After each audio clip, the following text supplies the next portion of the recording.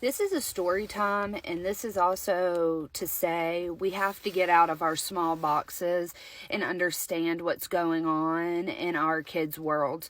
Why I'm coming to say this is I'm in a local moms group, and I just saw a mom post that her daughter went to cheer camp over the weekend and had an absolutely fabulous time. However, there were a group of girls that were making fun of her because her Stanley wasn't a real Stanley, and asking, why didn't you have a real Stanley? And the girl's response was, my water bottle holds water and I can drink out of it.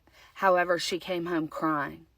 And then I continued to read this thread, and there was a woman in there said she has a 10-year-old son that comes home crying every day because there are little boys who pick on his shoes because they can't afford a $125 pair of shoes, and he gets made fun of that.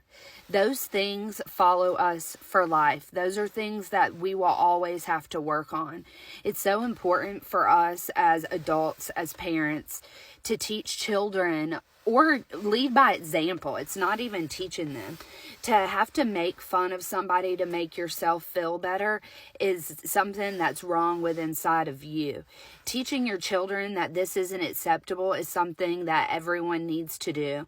I know me as a parent, if I ever found out that my child was making fun of someone's shoes because they couldn't afford a $125 pair of shoes or a Stanley cup, we would be taking those shoes, we would be taking those cups, and we would be putting those away and going to get the exact things that those other children are underprivileged or their parents can't afford them. Don't do this. Be better people. Be better humans.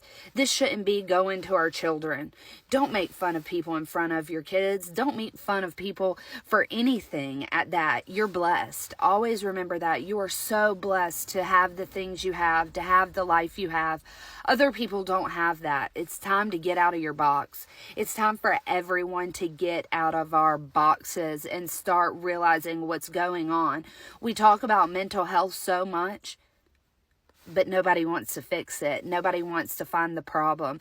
What if those were the beginnings of the mental health for those children because they're always wondering why they're not good enough?